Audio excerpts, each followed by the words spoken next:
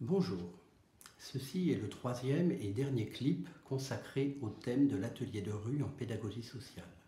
Dans les deux précédents clips, nous avons évoqué d'abord la notion d'utilisation de l'espace public, le travail dit de rue en pédagogie sociale dans le premier, puis dans le second, nous avons exposé l'organisation matérielle, c'est-à-dire justement l'organisation en activité de l'atelier de rue.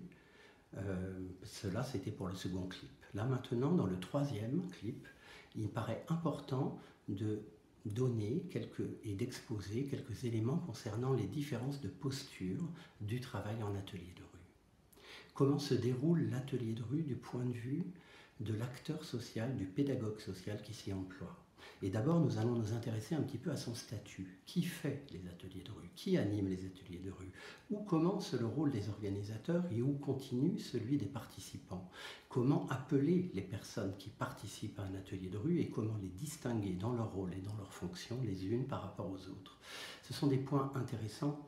Car à la différence d'une institution classique, quand on travaille en pédagogie sociale, il n'y a pas de rupture brutale entre les acteurs et les usagers. Il y a au contraire une forme de continuité, une forme de circulation qui fait qu'à un moment donné, telle personne qui a pu bénéficier d'ateliers peut revenir en tant que stagiaire, peut revenir en tant que bénévole, voire même en tant que pédagogue social permanent sur le lieu même de l'association. Donc il est important justement de comprendre que ce n'est pas au niveau du statut professionnel que va s'organiser les différents types de missions, les différents types de postures sur un atelier de rue, mais bien au contraire sur la forme d'un engagement. L'atelier de rue est assuré par des pédagogues sociaux et ces pédagogues sociaux sont sur le moment des acteurs sociaux, quel que soit leur statut. Nous demandons dans notre association à tous ceux qui font un atelier de rue, quel que soit leur statut, bénévole, service civique, stagiaire, permanent, d'assurer le même travail. Ce travail doit être un travail d'atelier de rue et la première chose que nous faisons, c'est de les y former. Ce travail est d'abord caractérisé par le fait de se mettre au service d'une organisation matérielle, spatiale et temporelle que nous avons définie. Dans un deuxième temps, ce travail est matérialisé par le fait que nous demandons à ces acteurs sociaux d'adopter une posture spécifique de pédagogues sociaux. Il nous reste maintenant à expliquer en quoi consiste cette posture spécifique du pédagogue social. Le pédagogue social, dans un atelier de rue, n'est pas un éducateur ou un observateur distant. Il n'est pas quelqu'un qui vient attendre la demande ou attendre d'être sollicité. Il n'est pas non plus quelqu'un qui vient observer, regarder ce qui se passe dans le quartier d'une manière distante. En réalité, le pédagogue social en atelier de rue doit lui-même être plongé dans sa propre activité. Nous attendons de lui non seulement qu'il déploie l'ensemble des éléments de l'atelier, mais qu'il s'y implique et qu'il y trouve une part active. Il ne dépend pas du fait que beaucoup de personnes viennent ou peu de personnes viennent. De toute manière, l'atelier tournera avec les acteurs sociaux et les pédagogues sociaux qui sont déjà là.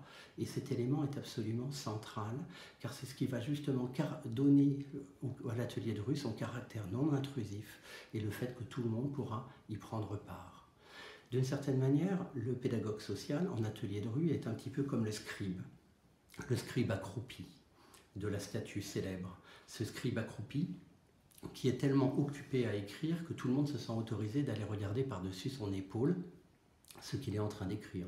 Il ressemble un peu au peintre de paysage en milieu naturel, que tout le monde va se sentir capable ou autorisé d'approcher pour aller voir justement quelle est sa peinture. Il ressemble enfin au pêcheur au bord de la rivière, que tout le monde s'autorise à approcher pour aller voir dans le seau à côté s'il a déjà attrapé ou pas quelques poissons.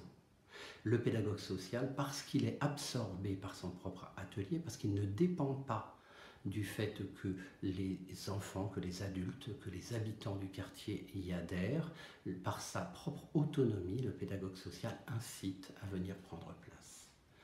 Cette posture, elle est donc déjà caractérisée par l'implication, mais elle va ensuite être caractérisée par l'acceptation. Le pédagogue social est d'abord celui qui est impliqué dans sa propre activité, mais il est aussi celui qui accepte le fait d'accueillir quiconque se présente et de faire avec tout événement qui se produit et qui du coup est prêt à se prêter à toutes ces différences et même voire à rebondir dessus pour alimenter la vie, pour alimenter justement les événements qui se passent autour. Cette disponibilité, elle est également absolument essentielle. Enfin, le pédagogue social est celui qui pendant un temps s'oublie lui-même pour justement se rendre réellement disponible à la fois mentalement, physiquement, matériellement aux autres. C'est une discipline que nous demandons à nos pédagogues sociaux avant de faire des ateliers de rue. Nous leur disons l'atelier de rue ne va pas durer toute la vie.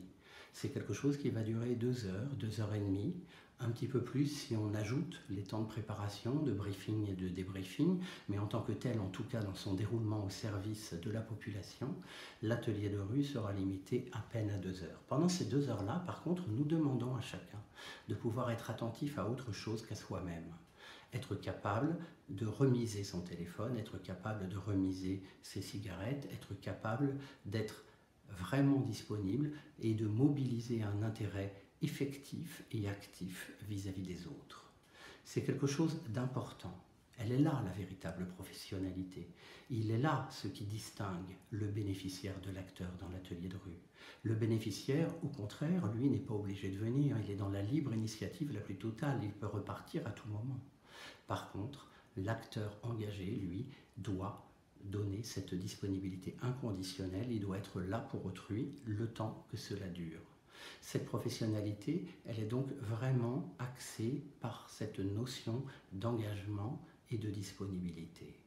Enfin, et pour terminer, il y a une dimension de technicité chez le pédagogue social. Lorsqu'il s'adonne à un atelier de rue, il va en effet proposer des outils, des langages qu'il affectionne, dans lequel il se reconnaît lui-même, dans lequel il aime bien lui-même exercer et dans lequel il peut apporter un certain nombre de repères. Tel pédagogue social sera familier avec le théâtre, tel autre sera familier avec la danse, tel autre sera familier avec le chant, tel autre sera familier avec la peinture, le jonglage, le cirque et j'en passe. Mais de toute manière, le pédagogue est attendu du point de vue, je dirais, de l'affection et de l'intérêt authentique qu'il porte aux outils d'expression et aux outils de production sociale qu'il met en œuvre sur l'atelier.